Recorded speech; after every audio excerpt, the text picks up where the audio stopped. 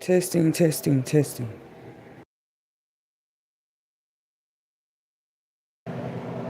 Hey, You Will Make It TV, followers, viewers, supporters, and listeners across the globe. Thank you for tuning in to another live segment here with the You Will Make It TV YouTube channel family, where we share inspirational quotes, divine messages, and insightful topics weekly. It has been a little while since we've done a insightfulness topic, but I am happy to be back again. Your very own Arthur Sherry with another insightfulness topic, because I was hearing that they are proposing snap cuts again. So we're just here to talk about it a little bit more today on our stream. So good morning to everybody. We do encourage that you remain safe in this snow and ice outside for the areas that it is doing that.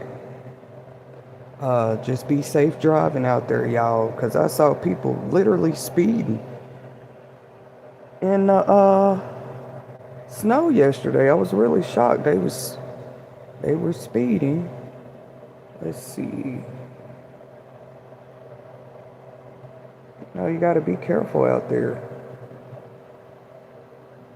People will learn one day. The winter months and why it's snowing is not a good time. Okay, so this that I'm reading from is an article published by NPR 4 days ago pertaining to possible snap changes that are sure to arise going into 2026, okay? But I'll start off by saying this. EBT SNAP benefits in December 2025 are or will be impacted by new rules from the One Big Beautiful Bill Act, meaning many adults 18 through 64 must now meet new stricter work training requirements, 80 hours a month, or lose benefits. Sorry, y'all. All right, that was my ringtone. Sorry, y'all. While normal payment schedules resume after the government shutdown, these benefits changes and eligibility restrictions are now in effect, potentially reducing aid or cutting off millions. So a lot of people just think they're being completely cut off. That's not really the case. What they will have is stricter work requirements, fewer exemptions. So the exemptions will be more reserved for veterans, disabled, homeless, and it says young adults aging out of foster care. Because did we forget about the group of people who are just beginning life? When they turn 18, they age out of foster care. They need time to maybe get their affairs together.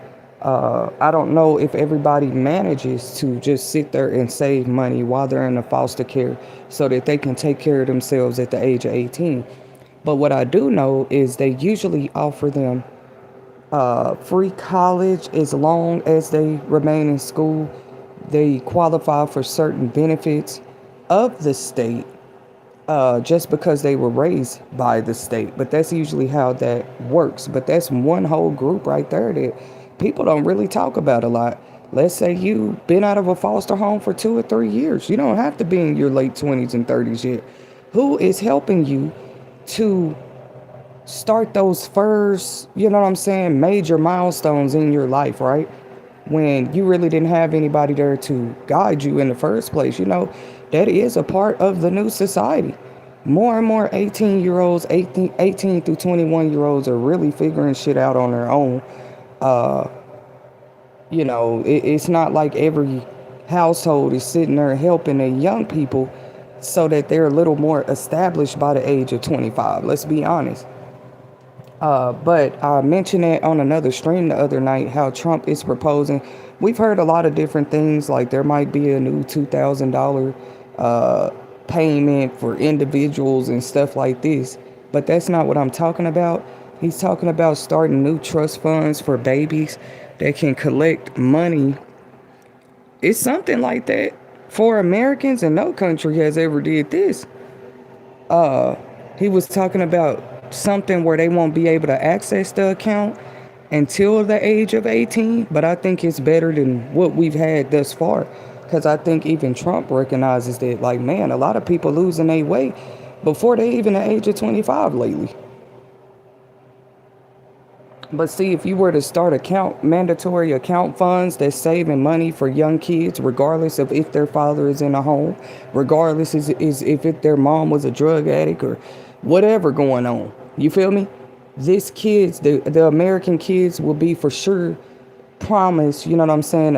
It'll be an account that's already reserved for them that they can't tap into until the age of 18. We really should look forward to seeing some of the new changes, not just like stricter requirements for SNAP. Like, what other new changes are they about to roll out just to more make sure our young people and kids are okay? Because I'm sorry, if you got half the country young people strung out on drugs before the age of 25, why would you think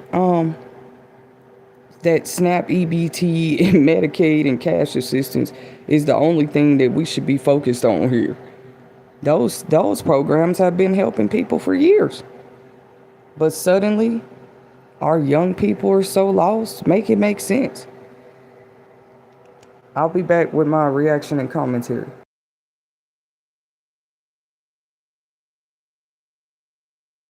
Sorry, y'all. I had to warm my coffee and everything back up. But good morning, world. I'm just here because I heard that I don't know why they reported like that. Like, oh, possible EBT SNAP cuts again.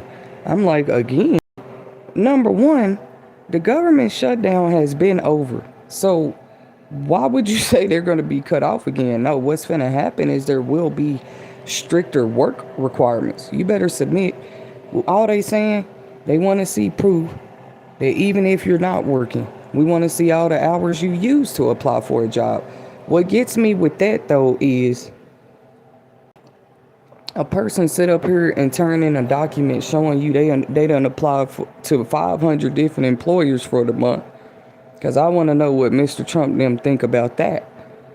If you got a person receiving EBT turning in a sheet that they submitted 130 hours worth of job applications for the month, but the person still ain't got a job, you got to make that make sense. You can make it a requirement all day long, but something still ain't right. If a person is sitting up here and they can prove on Indeed, because Indeed keeps a record of every job you ever applied for under that account. It's called Indeed.com. But there are other job search tools. Yes, there is. You know, they got you got Monster.com, all these different things people use. Like Monster.com, I done got a lot of jobs off of there. It's another one called Randstad I used to use a lot. They got Randstad Source, Randstad Talent. They be trying to play with people who literally know they ain't never had a problem getting a job. You know, so something is going on.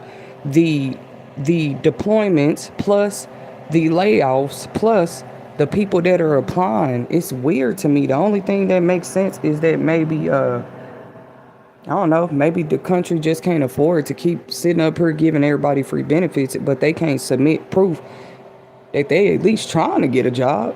Some of us are so able-bodied we can work at least 3 jobs right now. How would you do that? You can work one in the mornings, one at night, and one on the weekends. If it's really that serious, and then you'll never need food stamps again. Because, you know, make it make sense if a person can submit 100 jobs a month, 100 job applications a month and turn it in to their caseworker. And then the caseworker still asking, well, you ain't got a job yet? Like, what you mean? This is y'all requirement that people turn in their business. That they turn in every company, the address and the phone number of where they applied.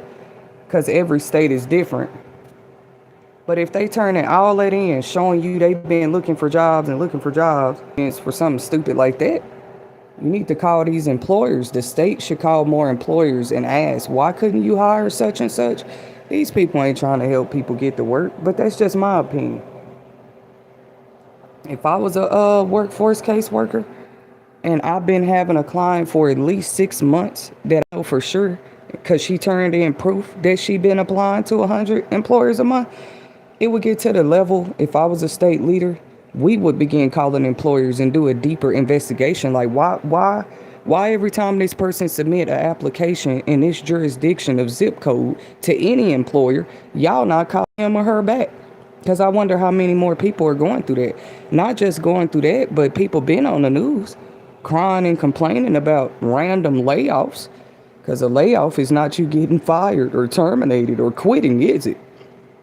A layoff is a layoff.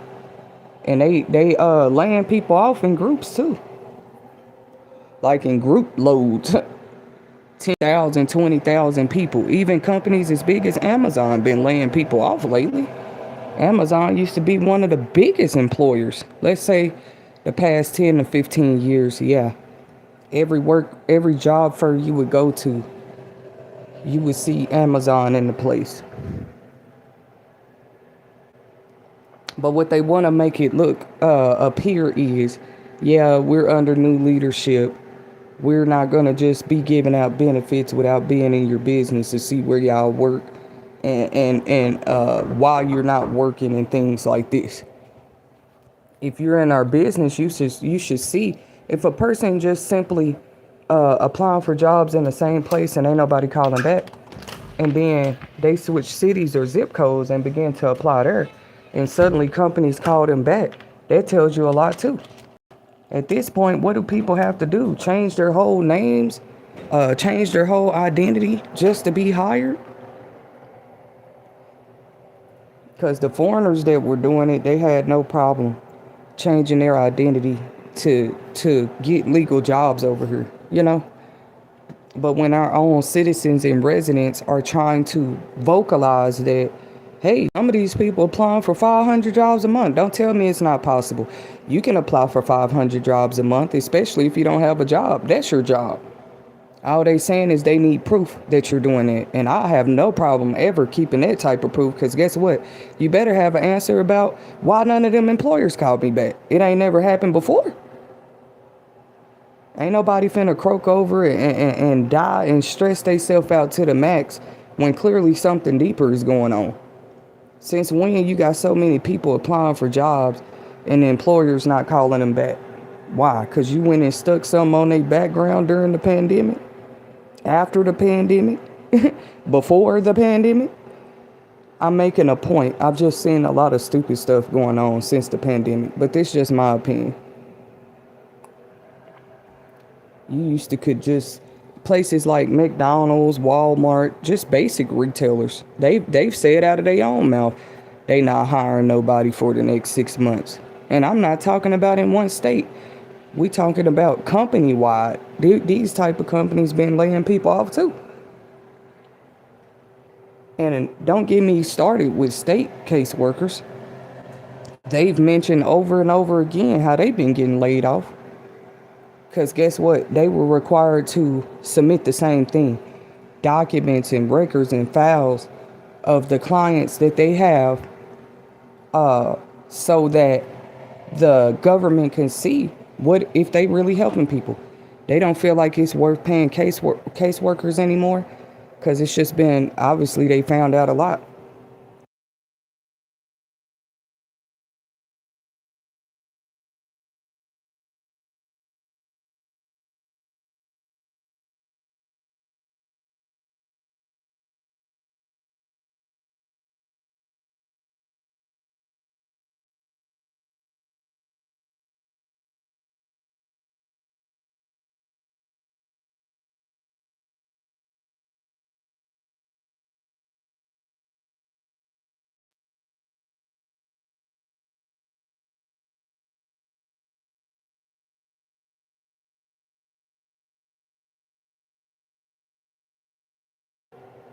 They ask all that. They want to see hours. Even if you homeschool, I don't see how they don't count as work hours. Like, you are considered their learner coach, their instructor, and you look like a bad one when you don't have proof to submit. Yeah, here are the school hours. You don't have proof to submit. Here are my work hours. Of course, they're going to think they just giving you food stamps, but you don't deserve them because you can't prove that you're doing anything. I'm trying to encourage the people. If you want to keep your food stamps, it's best that you call your local communities, maybe 211, find out about what training courses Even if it's not going to college, you going to get some type of certification, license. Oh, enrolling in school is another one.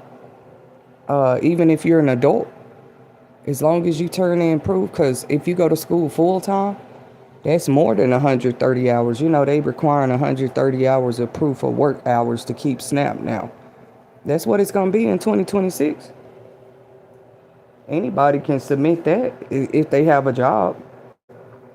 The problem is when we're submitting to these caseworkers where we work and how much we make there and what's the address of the job, you shouldn't start to suddenly see weird chaos, destructive measures going on in your life just because you shared what the government requires you to share with them. It's like, how is it that I submit to you where I've applied for work and suddenly them places ain't calling back? I just feel like they need to do something with those. That's great. You can require us to have 130 hours of job training or a job or school. But why is everybody business getting messed up right after they submit their information to the state workers? It's really crazy, bro. But, you know, because they say, well, that's not invading your privacy, asking you where you work and how many hours you work there. It is. Like, since when do people have to submit everything about their job to you just because they get SNAP? Yes, 70% of Americans still need SNAP even if they have a job. That's how low of wages people are receiving, or hours. A lot of people say their hours been cut. They ain't been quite laid off. But hour cuts, if it's never happened to you, maybe you don't understand. But when your hours have been cut, and yeah, you can make efforts to cut the hours of an entrepreneur too. They attempt to do it. Because an entrepreneur work on their own time. They build their own schedules. But see, they'll study you and say, oh, well, that's an entrepreneur. She makes her own schedule. How can we cut into her hours, right? We're not going to pretend it ain't people out here that don't understand the more hours you put into your work, just like a job, a 9-to-5 job, the more money you get paid. But they want to sit here and control your life as an entrepreneur too and try to tell you how much you can work. Because if a person is working for themselves from home, it really shouldn't be any issues. How is that not a solution? You're not having to spend no gas money. You're not having to pay no payroll department. Some of us, we don't have assistants and desk clerks and stuff to help us do anything. So yeah, you're going to respect entrepreneurs, especially when they submit hours to your state offices saying, look, this is how many hours I did as an entrepreneur. I put in 200 hours for my own company this month. Yeah, they be biased. They don't want to accept that as work. You can submit it. But then the next question is, well, what was your income? You say you put in 200 hours for your own business, your own company. Where is the income that you produce?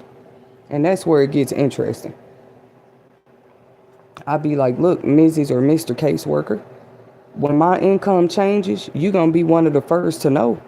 Because I'm going to get on this food stamp application and tell y'all I don't need it no more. Trust me, I do plan on doing it.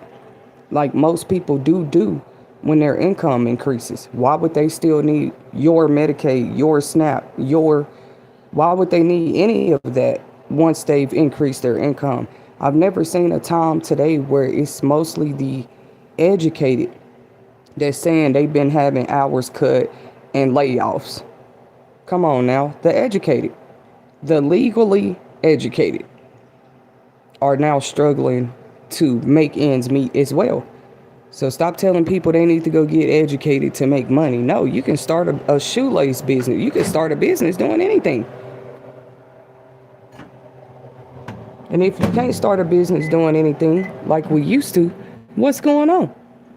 You need to stop trying to stop people that have their own businesses, especially if you're getting on the news preaching about how they need to get off food stamps. Why are you so in a business while they're trying to start a business then? Why are you busy messing with their kids while they're busy putting in work into their business then? I thought you were ready for them to get off food stamps. You see? They can't go around. I do feel like there will be major changes eventually too. to how child support is ran. Because, like, to me, you can just see that from a mile away. Anything that's government type benefits, because they don't consider child support government benefits, but in the weirdest way, they still are. Because, when you get food stamps or any of that, they do take out of your child support payments. So that parent is first in line to help. You're not getting any free benefits. That other paying parent, they definitely take out their person check when the mom or the guardian receives food stamps. They take that straight out of their child support. Yes, they do. And they act like this don't matter. Like, a lot of people be like, why you bring that up? Because how does that not matter? You made this a state requirement to, because that's another thing that affects a person's whole income.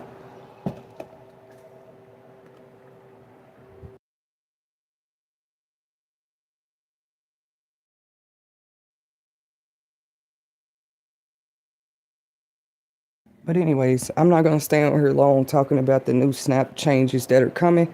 I just wanted people to understand they not just cutting them off. They will be cut off for the people who cannot provide proof that they have at least been looking for work 130 hours a month. How do you prove that? You keep a list. You write down every place that you apply for work, the address, the phone number. A lot of these employers finna look stupid because if the state is requiring their beneficiaries to submit this, it's going to expose that y'all ain't been out here trying to hire people. Let's say you might have 1,000 people from one zip code turning in papers like Mr. Trump wants them to do, proving that they are looking for work.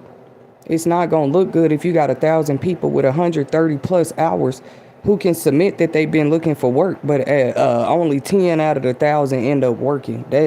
Obviously we have a bigger problem than just EBT and Medicaid. Like, why do you have employers? Can employers not afford to? Obviously, that's what it is. Why they laying people off? Why are people having hour cuts? Usually people get more hours during the holidays. But no, companies like UPS, FedEx, Walmart, some of the biggest employers been known to hire during this season or have not been hiring this year. I just wanted people to know that. It don't matter what you in. They've been doing budget cuts too. They need to lay people off, and if they ain't laying them off, they're cutting their hours for sure. So yes, people have had to pick up side gigs and side hustles. Did they not know? How do you think people survived the pandemic? With jobs? No, they didn't, because those same jobs were requiring that you get a COVID vaccine just to keep your job, and not everybody agreed with that.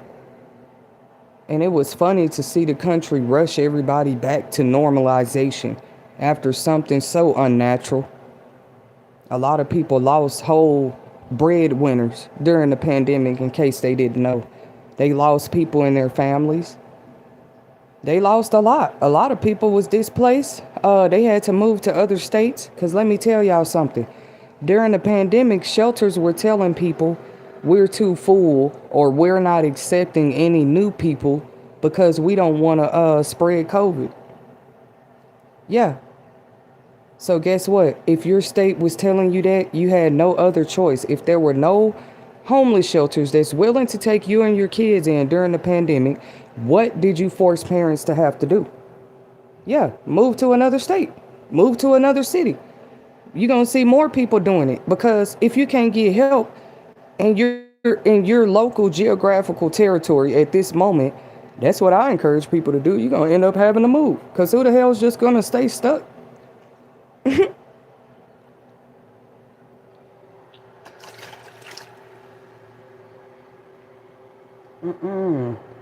I gotta make me a whole nother cup of coffee, y'all. But yeah, and it's weird. People a whole move and the opportunities start rolling in. If they've been studying me, this is something they seen too. Soon as you move, you finding jobs, you got daycare, you can get assistance, but it's not about just moving. Once you get comfortable somewhere and stay there for a second, Why are more people noticing they're being laid off or hours cut? It's just something deeper going on, if you ask me. Like, stop getting on the news pretending, yeah, people need to go to work. No, what I've been hearing on the real streets is that people have been applying for work, especially even if they're educated. You got employers that are either benefiting off of not responding to certain job applications, or they're just saving money by making cuts to their staffs.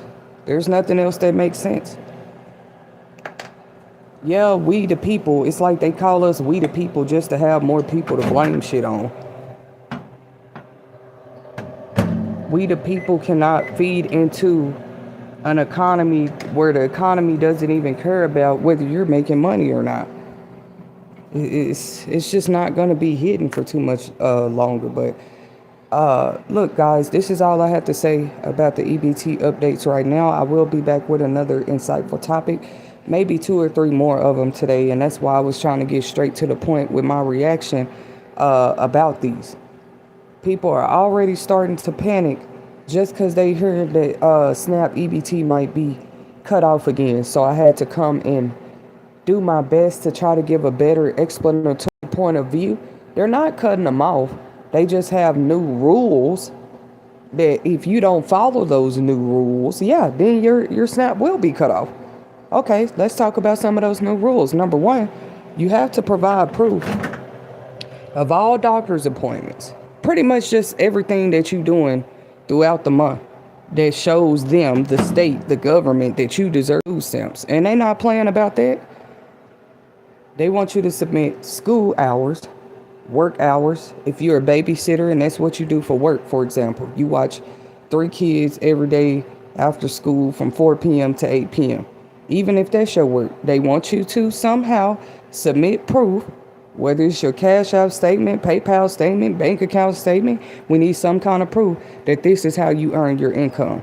And then we need proof of how many hours you're babysitting those kids. So from babysitting to mowing lawns to washing cars, whatever it is you do.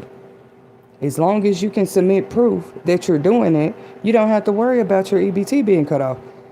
You have to worry about it if you're submitting proof that you're making $10,000 a month. Of course, they don't want to give you food stamps no more. You turn in proof, you making $10,000 a month, well, your income has changed. So what they would probably do is cut your SNAP benefits off. And yes, there are many people who have survived, not only survived Great Recession periods, they thrived. There are some people who actually thought of the greatest business ideas while the rest of the country was struggling. What's my point? One example, the Louis Vuitton guy. Louis Vuitton has been around for many, many years, since the 1930s. But what people don't know is the 1930s was a whole nother time frame in America that the people experienced the Great Depression. What do I mean? They say back then they was going to the bank. They just was going to the bank like they normally do to go get money out. And everywhere they went, the banks was saying closed. It started by saying temporarily closed. And people was like, okay, that's fine that the bank is closed, but where's our money? That's exactly how the Great Depression started too. They was just telling people the bank is closed while their money was in there. I don't even think a lot of them people got their money back. Y'all should go research. Do your own research in your own time. Type in Google or Chat GPT or Gemini, whoever y'all use to help you with research. Go to the public library and research the Great Depression. You'll see that a lot of the things that are happening today give Great Depression vibes. And it's almost like they rather make it like it's a national problem, so you don't think they targeting just one. But it is worth thinking about. Like, is the country literally suffering right now over what they want to do with one? It's stupid. What they are forcefully trying to make one look like, because they lied on one for so long. Well, we got to make them all look like they need to go back to work. The people been trying to work. What are you doing with their employers once they get hired? Are you calling their employers telling them to cut their hours, cut their pay, create stupid reasons to have to fire them? Because to me, that needs to be reported on the news just as much as you reporting that you swear people ain't trying to go to work. But it's whole statistics proving that people being laid off left and right since July of 2025. Now, a lot of workers, though, they're quitting willingly, and they're not scared to talk about it. They quitting willingly because they feel like the things you're requiring them to do go way outside of their job description jurisdiction, like digging in somebody's database files or giving somebody a hard time. I hope more people quit, because you can't get mad at people because they not with your agenda and then start cutting hours and laying them off. People have a right to stand up for themselves. That's why you see a lot of what are those things called, job unions, where people go on to protest because they're sick of just living paycheck to paycheck. They feel like they deserve more. What's one profession, for example, you see this happening a lot in? The profession of teaching. A lot of nurses have been quitting too because they just don't like the nurses and doctors been saying they feel like they need to be paid more, but that's another topic. And teachers too. There are a few profession fields that have been known to go on strike from the period of the pandemic to now. Because look, y'all, we only going into 2026. So what am I trying to say? We're only 6 years past, barely 6 years past this deadly pandemic period that happened globally for 2 to 3 years. It's funny how they get over it, the pandemic's over. Nigga, we will never get over that. That was a history-changing event, what they call the COVID-19 pandemic. You thought you was just going to throw some sickness in the air and then tell people to get over it? And more people are saying that they've been falling ill or noticing weird stuff with their body, especially if they took the vaccine. Who is this trying to call me? I'm going to have to put them on auto for right now. But yeah, y'all, more people don't think they're not at work because they're busy collecting data and evidence of how much has changed in their bodies since receiving the COVID-19 pandemic. A lot of people are busy at home getting their documents and evidence together of just stupid stuff, to prove stupid stuff they've been going through since the pandemic ended. You want to look like you got everything under the control since the pandemic. No, you do not. I don't think any country does. You don't have it under control, especially if you couldn't pinpoint what caused the first pandemic. You still ain't been able to tell people where they came from or how those vaccines might affect their bodies over the course of the next 10 years. Because, you know, a lot of kids got those vaccines too. So what people are at home doing is assessing their lives, their health, their bodies, their kids, ever since this pandemic ended. Because, you know, every country that has a natural disaster, like war, for example, that war that was going on in Ukraine and Russia, it was just crazy that more people weren't talking about how many kids were coming up missing. Because, you know, during wartime, people think that's a perfect opportunity to sit there and steal kids. And it happens every time there's a war somewhere. The war might end, but it still be missing kids. It make you wonder why they started the damn war to begin with.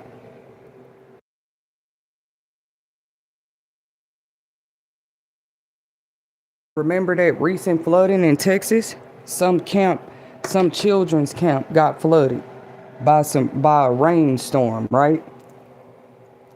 Do y'all know to this day they said some of them kids they still haven't found? The parents were infuriated. Imagine sending your child to some fancy camp, but they never come back home. And all they tell you is, well, we had a camp storm and the kids are missing.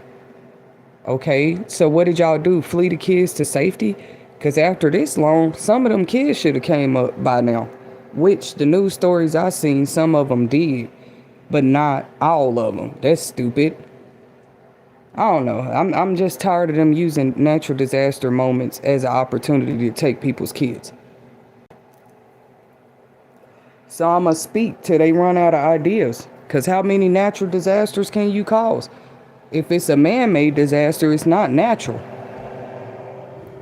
First of all, they so quick to call something a natural disaster. Make sure it's natural first.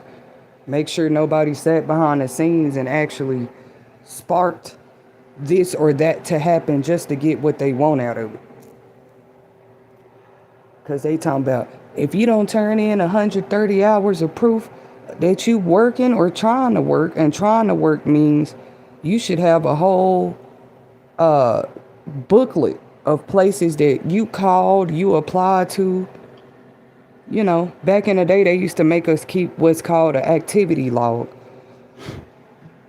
You could jot down your doctor's appointments, therapy appointments, vision appointments, any type of appointment, even if they're legal appointments. You busy trying to find you a lawyer? We just want to see proof. Write down how many times a day you call new lawyers. Is that a job? Yes, it's work, so they will count it as work. I want the people to understand what they mean when they say if you're not meeting these requirements, they will cut off your benefits. Even you sitting down the whole month, spending 5 hours a day looking for a lawyer, the state is going to accept that as work.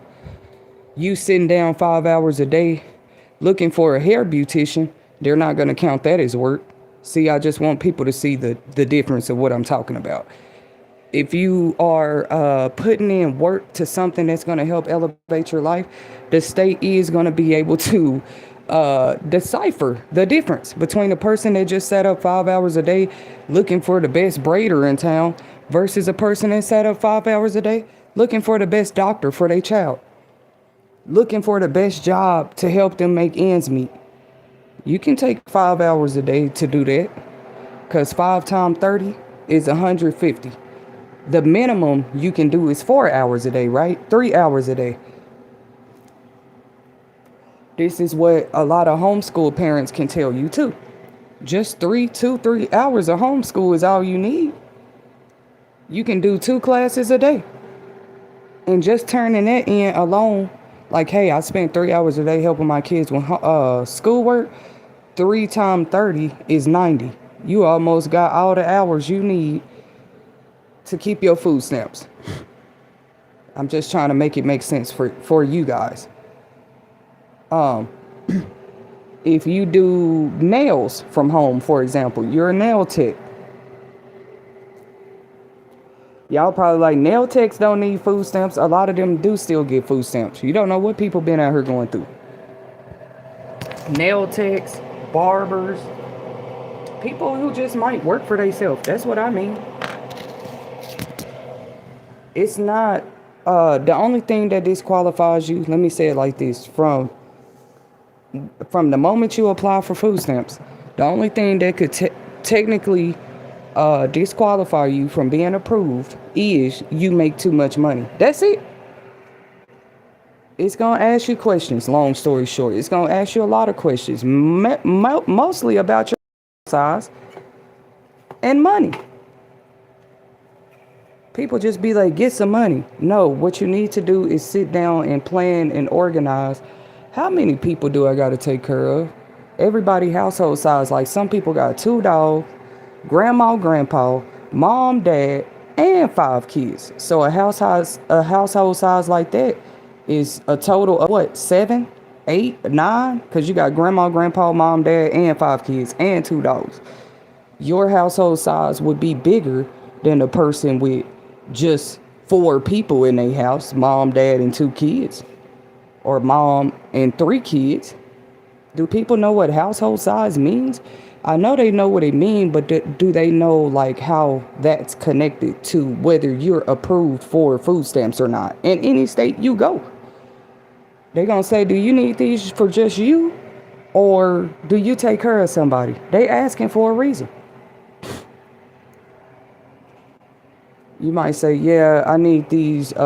It's me, my grandma, and my niece. Like, it ain't even your daughter, it's your niece. Food stamps ain't gonna reject you because you take care of your niece. What they might ask, though, is proof that that niece stays in your home. Proof that grandma, abuela, whatever you call your grandmas out there, they're gonna want to see proof that that person stays with you. Because People can live in a separate household and somebody still help take care of them. Like, it's just a lot to it. People have to know what they talking about when they talking about EBT. Yes, you can have a family member in a whole nother household, but you telling the food stamp people you take care of them. If you telling them that, bro, yeah, you're gonna end up with more of a higher benefit because they like, dang, so you take care of 5 at home and 2 over there? Even if it's not a kid, it might be, like I said, a niece, nephew, cousin, uncle, aunt. There are still families out there, you know what I'm saying, that help outside family that's not in their household.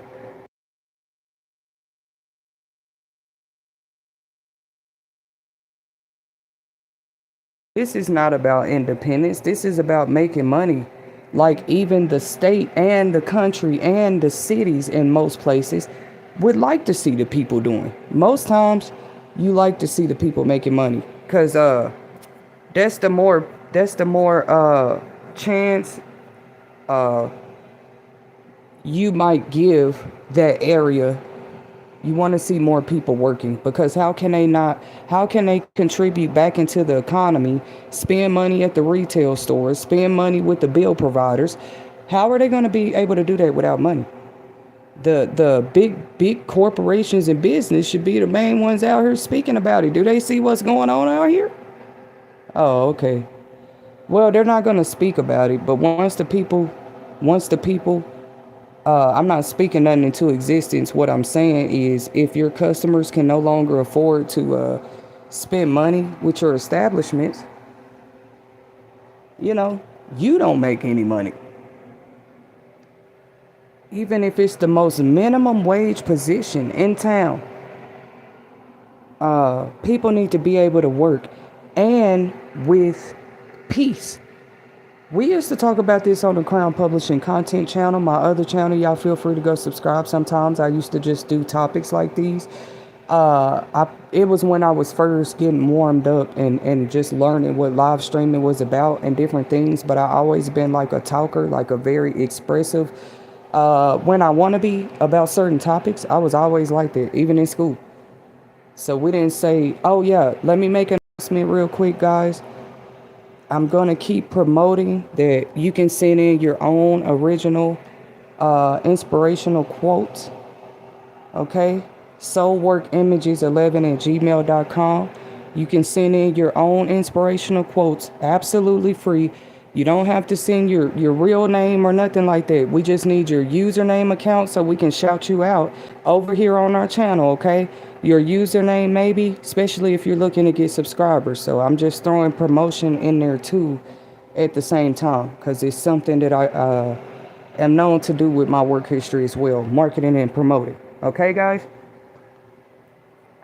soulworkimages11@gmail.com.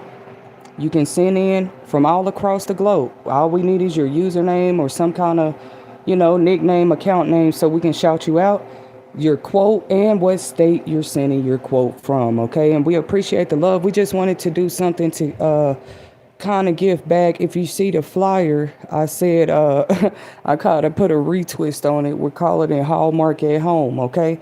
For the Christmas season. So y'all can send inspirational quotes from across the world. And nobody even has to know your identity unless you want them to.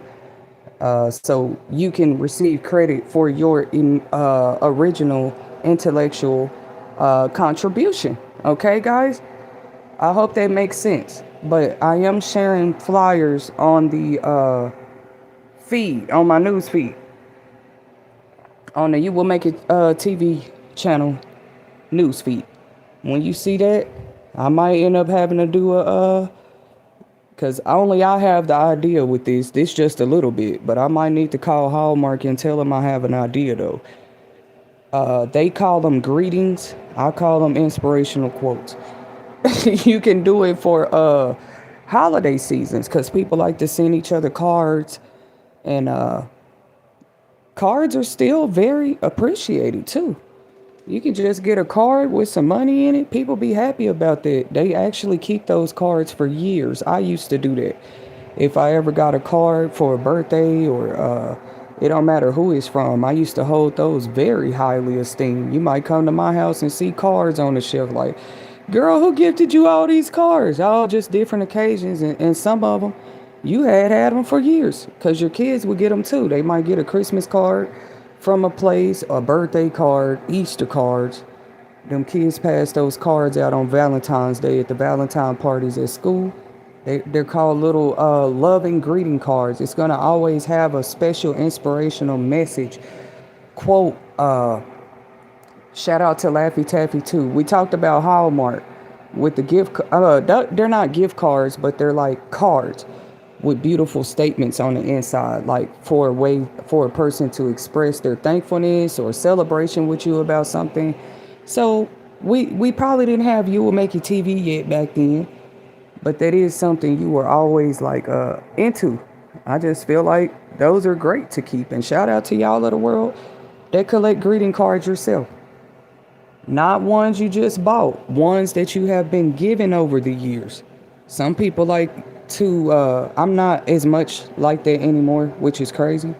But some people do like to keep memories, right? And those greeting Hallmark cards, even if Hallmark is not the brand, any type of card I've ever been gifted that was like that, right? As a gift. Not a gift card, a actual greeting card.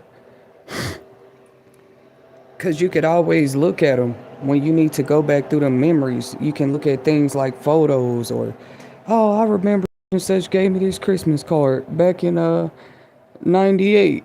Some people keep stuff like that. What I was saying is I used to be like that. I'm not going to be so angry these days if I lose like a whole gift or something. I don't know. I don't know why. Maybe it's a good thing. Maybe it's a bad thing. But I let go because hoarding is real. Some people, you can't pay them to throw certain stuff away. Literally. It don't matter how much money you offer and they are not just going to take that item and go throw it in the trash. Me, I've gotten stronger in that area of my life. Like, it's nothing wrong with a memory, but you don't always have to have something right there like what? Evidence? How do you keep evidence of memories? Unless it's a photo, a video. But to me, still, if it was given in the past or something like that, it's just a memory after so long. Do you guys agree? Hit the like button. Thank you guys that's been staying on with us this long. I said I was getting off a long time ago. Guys, that too. If you're journaling, because some people, they're disabled or they're veterans or they're pregnant. People get food stamps for different reasons. But you'll be surprised what is considered experience, job training, you looking for jobs. Just write it down. Monday, I called Dairy Queen and McDonald's. Tuesday, I called Sears and Neiman Marcus. Wednesday, I called the Halloween store. Thursday, I called Popeyes and Sonic. Friday, and just do that every day, every week. Monday, I read a book for 2 hours and turn it in and see if that's not going to be considered work hours. You reading a book is a whole different story. You read one book all week for 3 hours a day because it was a thick book. You reading a book is not you doing nothing. That's all I be trying to get people to see here at You Will Make It TV. When because everybody got different opinions right now about people that may or may not receive food stamps or how they use their food stamps or because I was like, do people understand that part? The first step of getting food stamps is being approved. Do they know what that word means? Because you might answer those questions and you make too much money. So they say, oh, sorry. Yeah, this month we're not going to be able to give them to you. That's the only way that you can not. Well, I ain't going to say the only way, but it is one way, you can be disqualified or denied benefits. Say, oh, you make too much money. You shouldn't be getting food stamps. They know people ain't stupid. There ain't nobody out there with money getting food stamps right now either. It's just never been heard of, bro. I know it's probably been heard of in a few ghetto places or two. Because, like I said, if you got a bank account full of money, what you need food stamps for? I was just wondering. Anybody. Because when you do that application correctly and it shows you make 20K a month, food stamps ain't finna approve you for no food stamps. They gon' calculate that versus your bill. What is that called? Your bill budget. Like how much do you make versus what you are required to pay a month, And you might even be paying debt. For the food stamp people do care. You might be paying debt at the same time, tickets and this and that. That ain't even a bill, is it? The tickets, that might be your fault. Is it a driving ticket? What kind of ticket is it? Is it a noise? You was too loud in the apartments, they gave you a ticket? People be having other stuff to pay. So, as y'all know, in some states, you can go to court and get a ticket, though. Or maybe people don't have experience with the law. You're not a bad person because you received a ticket or two in life. What matters is what you trying to pay. Did you at least tell the people that's trying to help you? The food stamp people might care. You got $1,000 worth of tickets to pay off since X amount of time years ago, and you're ready to start at least making some monthly or you want to see, can you get it worked out? It's a lot of things they can do with tickets, though. But if you don't open, they do say that. That's an inspirational quote right there. A closed mouth don't get fed. That ain't you using the system. Some of us know this. It don't matter who you are. I was saying just recently that I was very, very shocked how communicative my toddler had become so fast. I said, it's funny how we naturally learn how to communicate. You get to the age where you learn how vital it is. Like, oh my God, I can get her to understand me, and this is how we communicate. Even baby monkeys catch on to this. Baby tigers. They start to learn they can do certain things. They can use their paw to nudge their mom or climb on their mom's back, and they start to do it. How else does a monkey tell his mom he's hungry? I'm just asking real questions out here, y'all. But yeah, how else? Because they don't use English or any language humans use. How would a baby animal tell his mom, a puppy tell his mom, I'm hungry? How do they do that? They do it some kind of way. Even the animal mothers know when their kids is trying to talk to them. I said, am I the only one that see this out here? Like, period, bro. A baby animal got to tell its mother when it's hungry. A baby bird is going to cry. How they cry, they just chirp like, chirp, chirp, chirp, chirp, chirp, chirp, chirp, because they little bitty baby birds. When you hear that noise outside, it's a nest somewhere close with baby birds in it. You hear them doing it because that's their way of telling the mama bird, hey, we hungry. They probably get hungry 3 times a day like us. Animals, they eat one time and they really be good all day. Like a snake, he can probably swallow one animal for the day. A rabbit, and he ain't got to eat nothing for 3 days. I said, why humans ain't like this? It's like we got to eat 3 times a day, bro. We ain't going to make it. At least twice. Animals, they probably eat one entree of meal for the day, and they be good for 3 days. But I know we share that in common, though. People learn to communicate. Why am I saying this? There are a lot of people that judge people. Like, oh, you get food stamps, you using and abusing the system. Well, we might as well not all apply for this shit in the first place.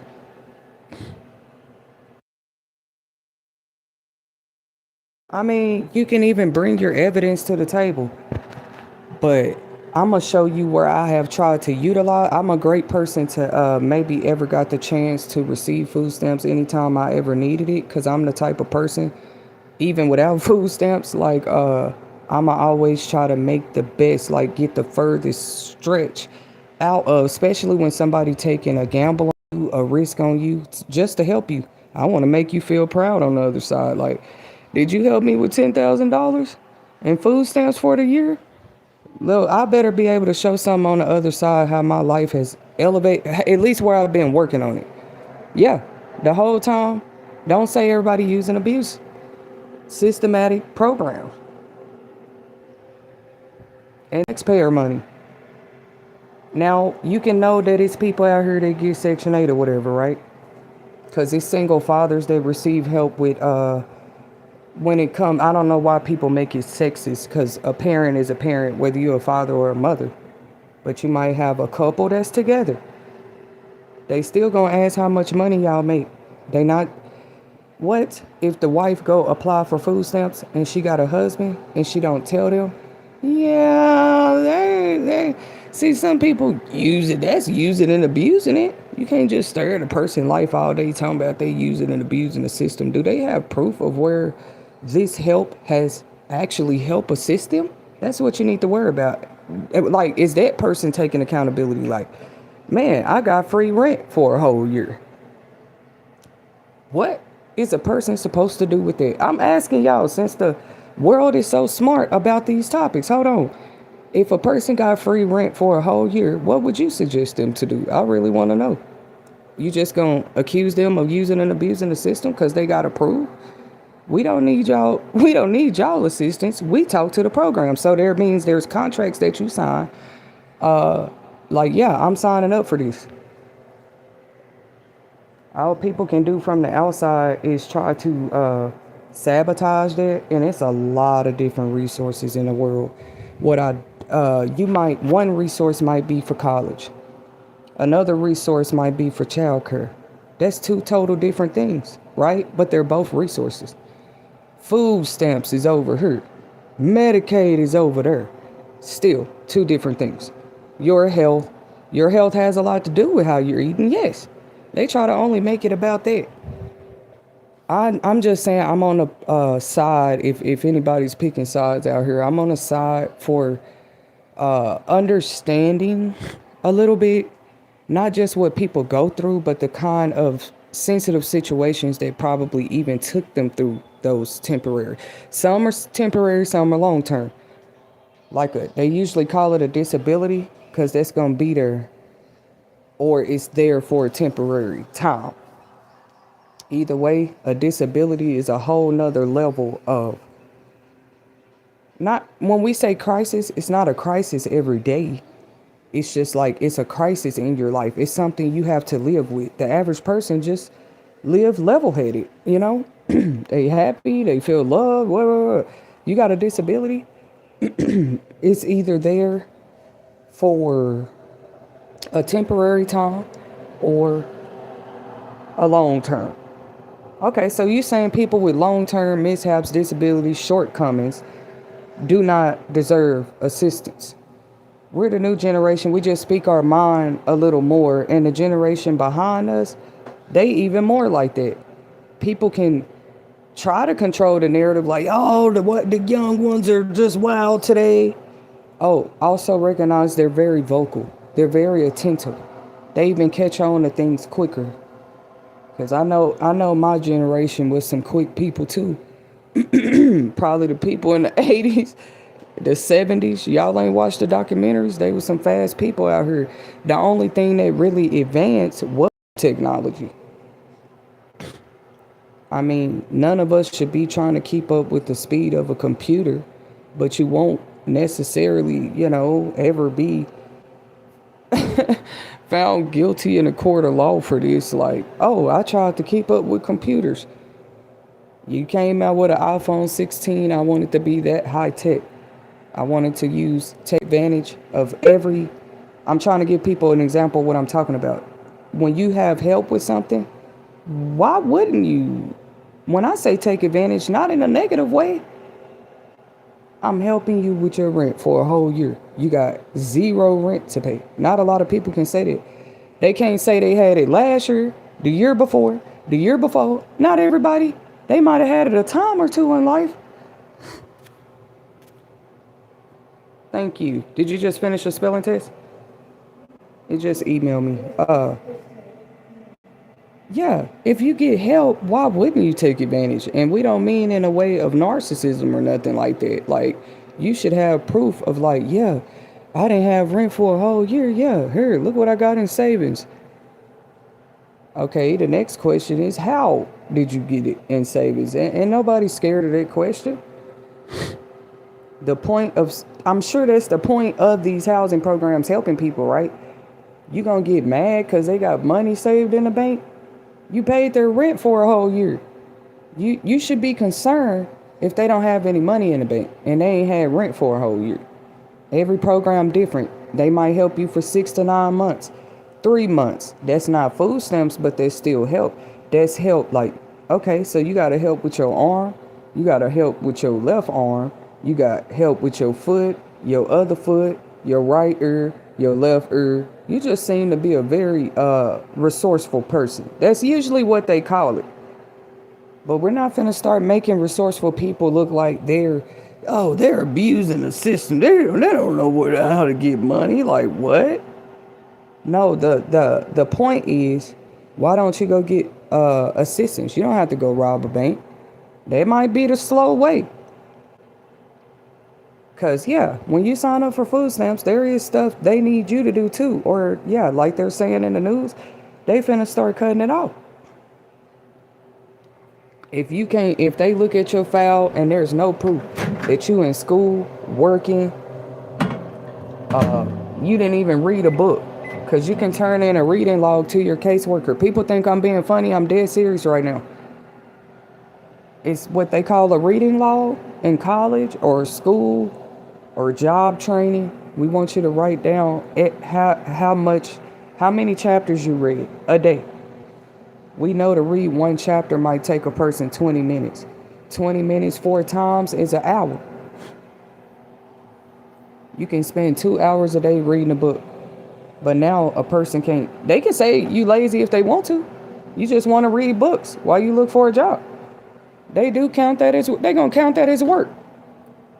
And then your food stamps get cut on because you ain't working yet. So you're not making an income where they can say, hey, we got to cut them off.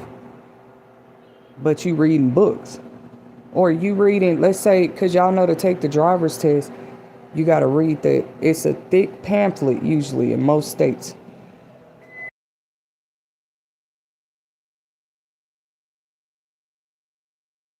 I mean, you can not read it. You're just not going to pass you ain't going to get your license. You're not going to pass your driver's test. You didn't even read the booklet. So they would count that as job training, for example, because just a person could put them in a position to work, especially these days. You got DoorDash, Uber Eats. What I thought about, though, is y'all know them people at prestige places, rich people go. They have valet park it. You make a lot of money doing it, like parking their cars for them at the airport, golf courses, wherever they at, where a lot of rich people go.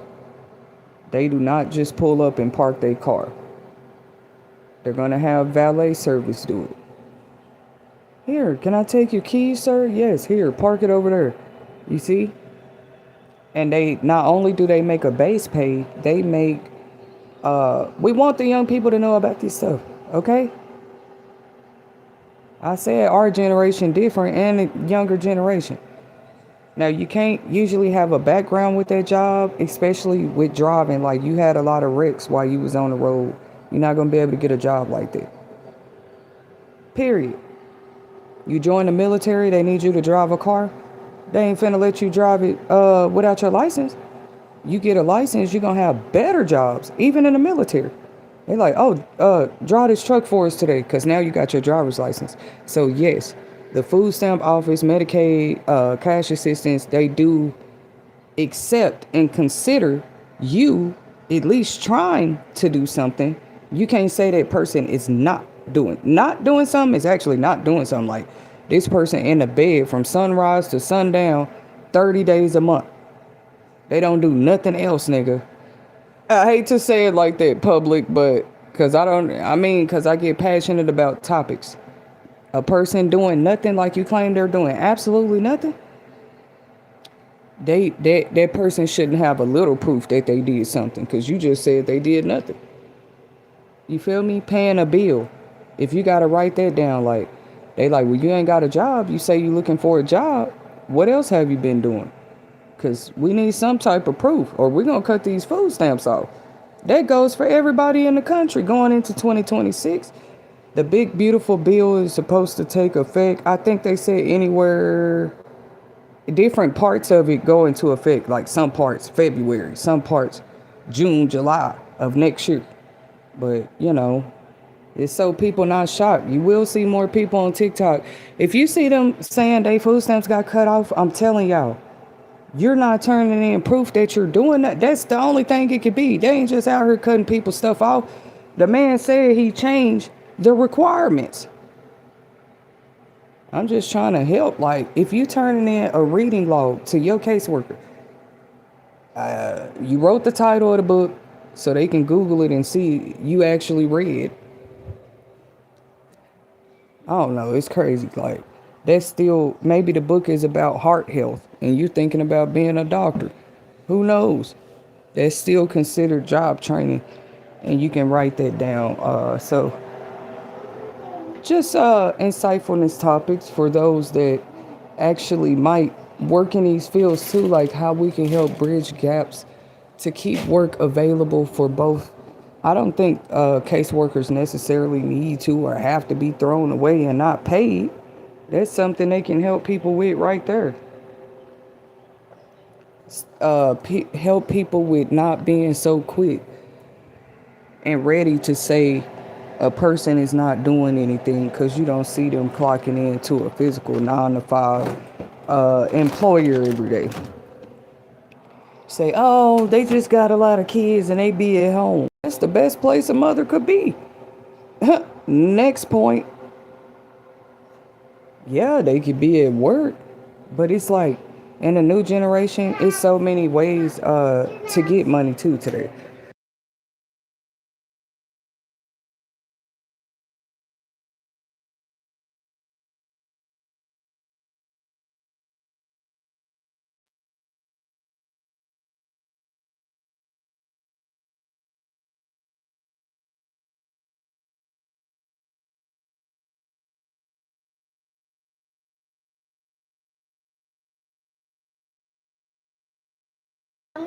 Did you get some good sleep? Yes, that's good. Good morning. Morgan, pour it in the bowl, in the bag. Pour them on the table and she can do it. Come on. I want to go too.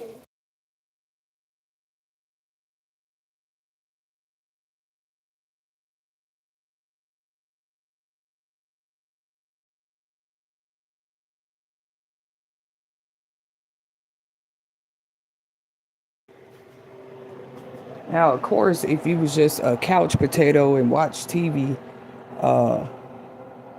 NFL specials all day, you do this in and out of season, and they don't see any proof of you doing anything, not trying to even gain a skill.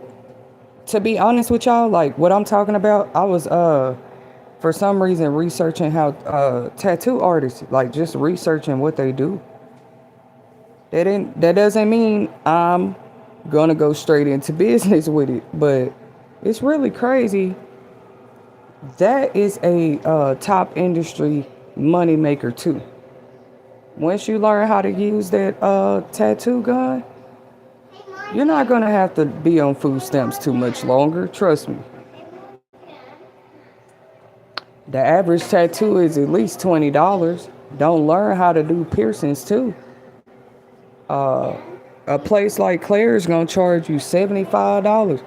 Hold on, like $150, $75 just for the earrings. Not too many people that do piercings and tattoos end up having to stay on food stamps. That's all I'm trying to say. The more skills and trades you choose to learn to change your life, and you might want to pick something that you're actually going to enjoy doing. That way you're not getting bored sitting 10 hours at the tattoo place. If you learn to love what you do, you're going to look at it as fun. Why are you making money? I know I sound childish saying that jobs should be fun, but yeah, it's the real possibility. Nobody wants to be a janitor or a plumber, but some of them like what they do. They like fixing stuff.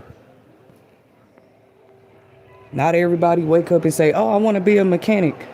Uh, you can't just say that. You got to start learning somewhere, even if it's with reading books, watching YouTube videos. Remember, I was talking about that on another segment, how Trump was planning. Well, he was proposing that you don't need a degree. They need to start using people's skills and experience too, and give them just as much of a fair shot in certain positions. I can't make this up. He was proposing this back in 2020, though. That's the first time I had heard any.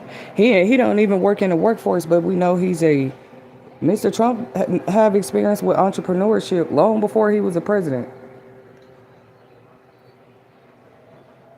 Cause see, you only shorten your pool. We've done a little good with diversity. Like you might go to a job and all different races of people working there. We have done great with that in America. But what we are still a little biased is, yeah, just because a person don't have a 4-year degree doesn't mean they can't be just as or one training class away from being just even more of an asset. People get mad about that. Like if they've been working somewhere 10 years and they been making $30 an hour because they a manager. They hire some new girl named Tetta Sherry. She making 35 an hour, but she doing something different. I'm just a manager, and I've been there 20 years. People do get mad about that. They might cover it up or try to, but they just be feeling like, how this person gonna come in making what we make, and they just started. Just stuff that don't even be their business.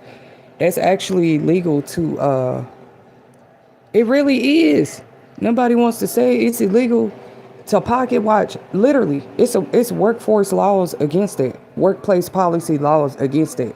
When you at work, you are not supposed to be actually in this country asking each other how much y'all make. What you mean? Inside of work or outside? If you ask me, I might have a business or something else I do when I'm not around y'all. Like people with kids.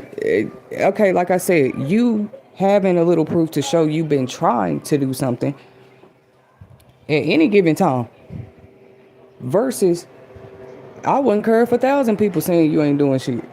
How is that true? And this person can tell you things they doing when they ain't at work. Anyways, you just not supposed to be asking people that. Like, girl, okay, like it'll start like this. Girl, when you start working here? Oh, girl, I've been here about 6 weeks. You ask the other man, when you been working here? That's legal. It's up to them if they want to answer your questions. The next part is, if your next question is, well, how much you make? Oh, you said you been here 6 weeks. I just started yesterday. How much you make? Y'all better watch that at work. They know they ain't supposed to be doing it. Like, the boss, they gonna know how much I make. We made the agreement in the interview type of deal. Now, why would your coworkers need to know that? Because they plan on going in that office challenging it. Hey, I just found out she makes more than me. I just found out her rent only 17. I just found out she get free rent for a year. And then here they come with the rest of the sprinkles on it. No, sweetie, if you want to talk about resources and assistance, it's almost like this a test. Like, God, I can easily talk about this. And I do know it's people out there that just... They don't know they do it, but they naturally just agree that everybody is using and abusing every resource that they ever get. Like, that's the only reason they sign up for it. I heard people say, oh, they be trying to look like money, but they still get food stamps. Who said you got to look poor and bummy because you get a car full of food stamps? There is things that they make the people do. Turn in job and work training hours, like I said, or they finna start turning people's stuff off. We gonna see who been playing big money in a minute. Trump ain't playing about that. What he said is, if you don't have any proof that you've been trying to sign up for anything, literally, like sign up to start your life, you need to do something. That's what I'm saying. We understand the people that's pregnant, handicapped, disabled, veteran, retired. He not talking about them. They can get assistance. Retired people don't really need assistance. Sometimes they do. But there is assistance out here. Not everybody abusing it. If you come up out, I guess that's what they don't want. They look at it like you shouldn't be coming up off of food stamps. We helped you with food stamps. You became a business owner. Like, so? Because guess what? Soon as I'm making enough money as a business owner to not need that anymore. So maybe that's what all this is about. People need you to need food stamps. People need you to need housing. They need you to need it. Okay, or these assistants wouldn't be in business. People have to come there for help. But they need you to need their services too. But they shouldn't be trying to like intentionally keep you applying for it, in my opinion. Like, let's look at this person record. Why is it every July this person is applying for food stamps again? If people pay more closer attention to their life, they probably would see some scary stuff. Who knows? Stuff you just overlooked, like you was just grateful for the help. No, pay attention to your life. Why every July you end up needing childcare services? You ain't making enough money yet. Services, you should be able to pay that out of pocket, right? Why you need a car service every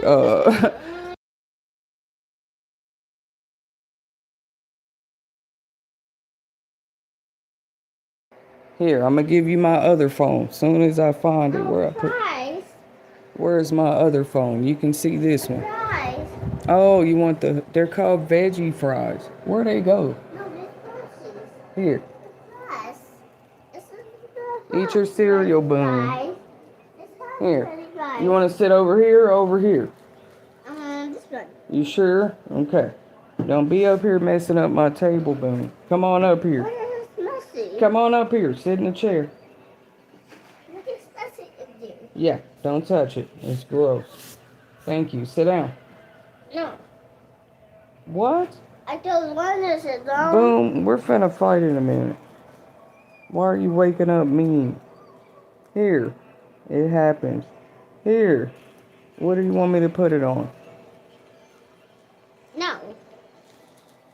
I don't want to. I started looking at that. Like, who stay on? They be like, food stamps is a generational thing.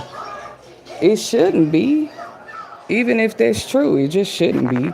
None of y'all was able to crawl out of the cycle of crab of buckets and like just get off of it. The granny had them.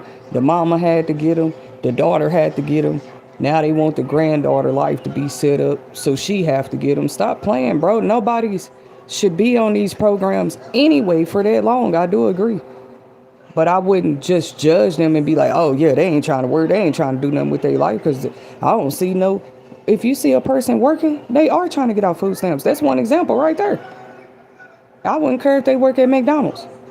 Now, McDonald's ain't made a lot of people rich, but there are people out there that McDonald's jobs have changed their life around. You got me messed up. I used to work for McDonald's back in the day, bro. I know that you have the potential to like actually, put numbers on the board at least enough to where you actually don't need food stamps. It depends on how much you're willing to work. How much work you're willing to put in. And guess what? If you need food stamps, why are you working at McDonald's? Because you don't make a lot? That's something that the food stamp people look at. Like, dang, how many hours do you work? Just to, how much is your light bill? How much is your phone bill? How much is your rent? You think food stamps is a lazy process? No, it's not. They ask you a whole lot of questions just to sign up for EBT. You got to answer questions. Don't be up there lying. It ain't going to help you. You trying to lie. We already know you don't make no lot of money if you getting you can make only so much, and it tells you on the website, bro, when you're signing up. If you make over this much, we need you to call us. The first day, let's say I go to the store today. I buy a lottery ticket. I win $1 million on this lottery ticket. What it means is, if I won that lottery ticket at nighttime and the food stamp office closed, of course I can't call them at that time. But if it's daytime and your life changed, your income that significantly, they one of the first people you got to call. There's no need for anybody to pocket watch anybody. They gonna know first. If you go from, that's what you call rags to riches. Rags to riches, a part of that process, when you sign up for this stuff, they gonna tell you, bro, if you make over this amount, you need to call and report that to us. You know why they say that? So they can cut it off for you. And somebody else who need it can probably qualify. Because why would you need food stamps if you just won $1 million lottery mega millions jackpot? People do win those. They want to sing rags to riches, but say everybody that's struggling, they just be giving up on them like, oh, that person ain't gonna do that person feeling like, what, bro?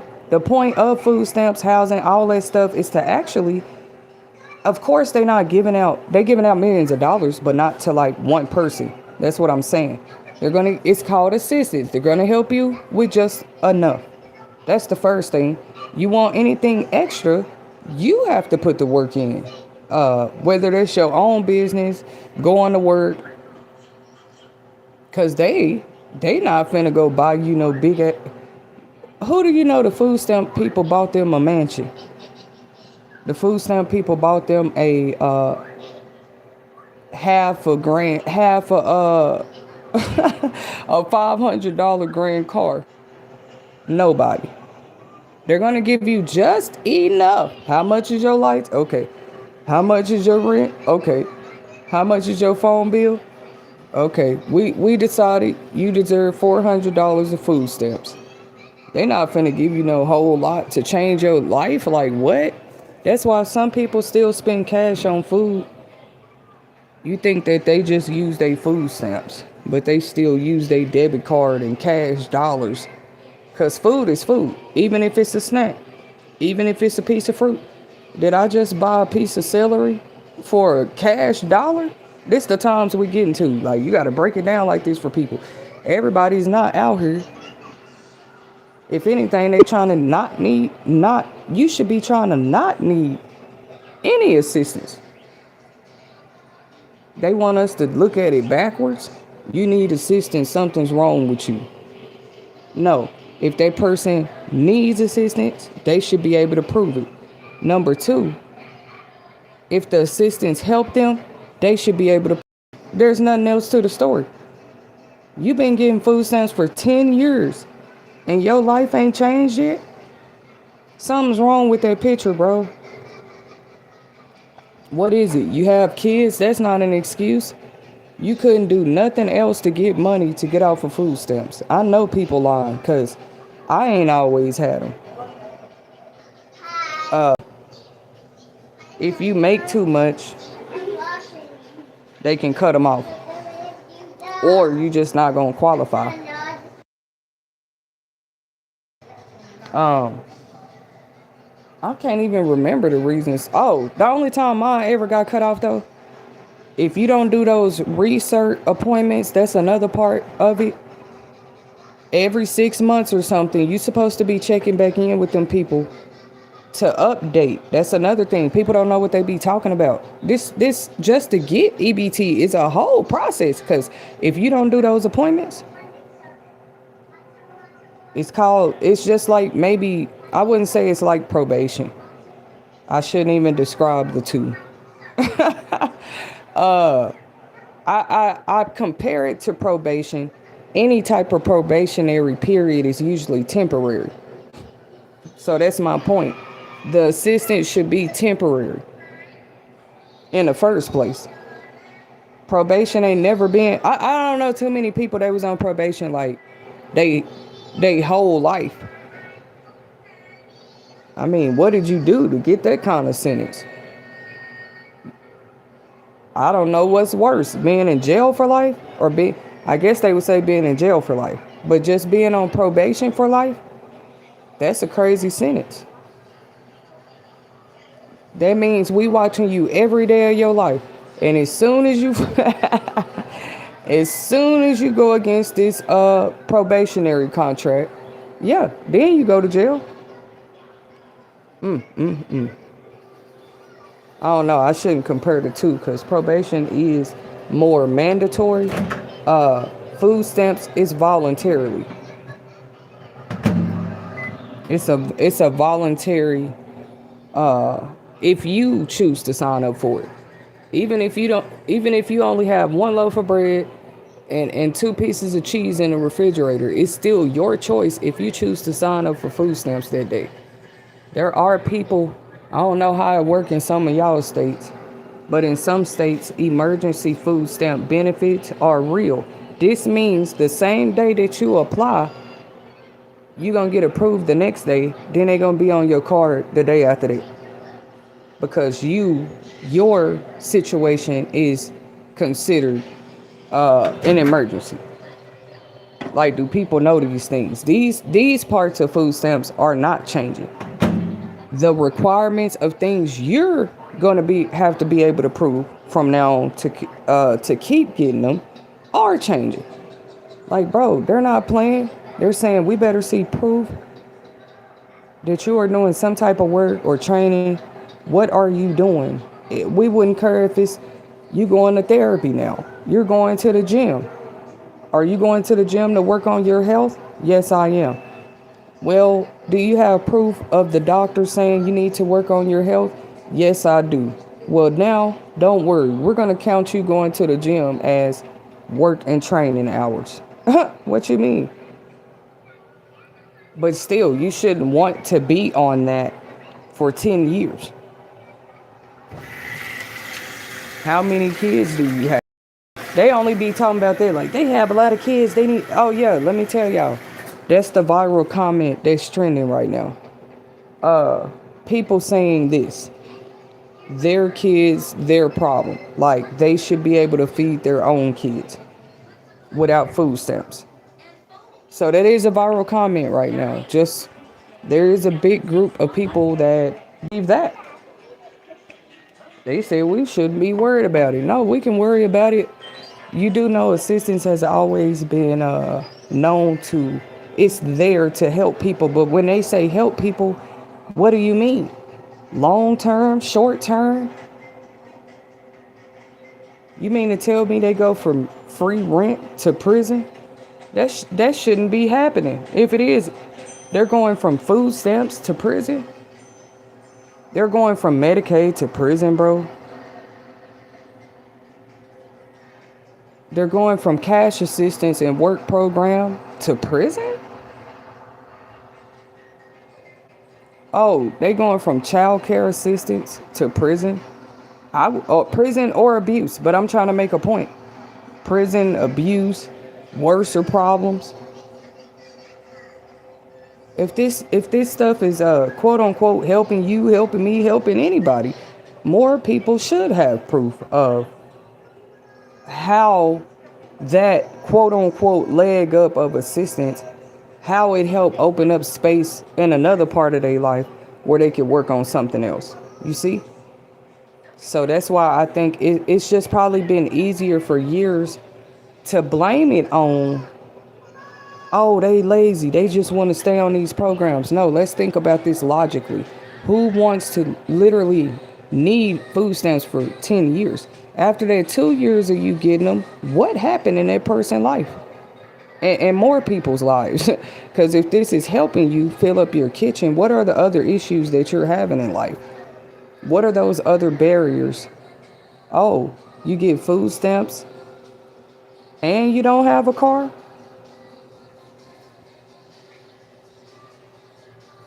Well, that's great. We can cut your food stamps on, but how are you going to go get the food type of deal, right? People don't complain about that part. They're usually just grateful to get the food help. It is one less stress, one less worry. They're like, no, y'all need to stress. Y'all had all them kids. That's practically what they're saying. No, the government doesn't think so. That's why this assistance has been here for so many years. You You can make it a struggle, but I mean, why would you make it a struggle? You get food stamps, go buy you some food.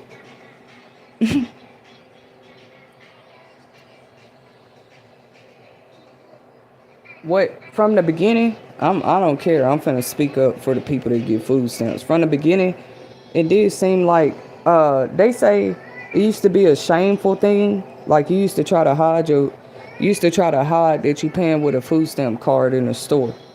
And I do remember those days. Like it used to be like embarrassing or something, I guess. But I don't know why. Like people understand what that is. Maybe you don't have a job, so you got some people just got out of prison, right? They might need a food stamp card, bro. You know why? You just got out of prison. You don't have no house. You don't have nothing. You need a food stamp card. Even if it's just for 6 weeks, that's helping that person try. Or what's the point? For them to go back? Because they couldn't eat, so they had to go steal something to eat. You at least got food in jail. So yeah, you can go EBT card, but I think with certain felonies you can't. That's the part I didn't get to cover yet. If you got certain felonies on your background, because they do ask about them. Yeah, boy, I'm coming across that good knowledge real quick.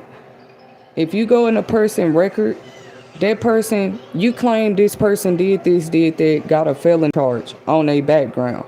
So how was they, depending on what you said they did, they shouldn't even been getting food stamps, because that's one of the questions they ask on the application.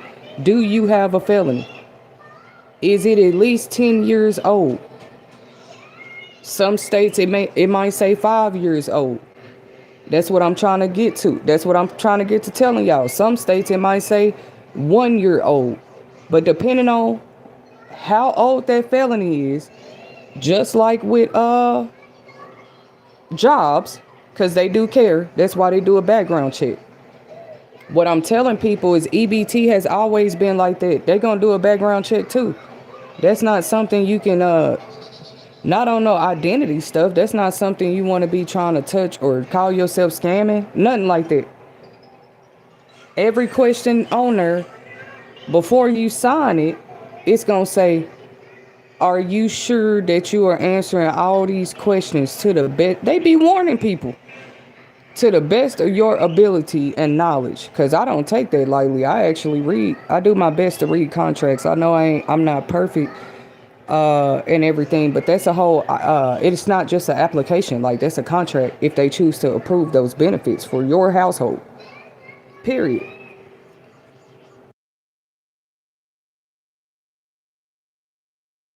They're not going to approve. They're not even going to approve the contract.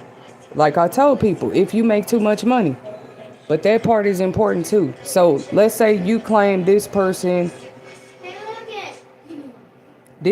robbed the bank before, and they went to prison for it before, and they got out of prison, but they still needed food.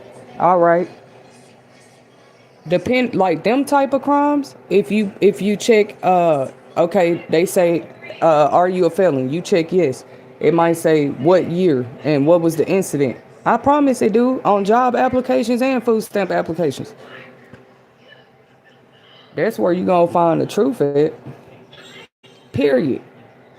Because if you rob the bank and they see that food stamps ask for your social security number, all of that, they not even finna approve. I don't know why, but certain felonies, let's say you got a gun charge. Certain felonies, you can't even get food stamps. For those out there that didn't know, it's still like that. It's like they be trying to dirty up your credit, your background, anything they can dirty up, right? You know that does X you, not just from getting money, but from it's gonna X you from being able to get resources in the future. But who worries about that when their goal was to not need the resources at all anyway? That's the point of getting your money up, right?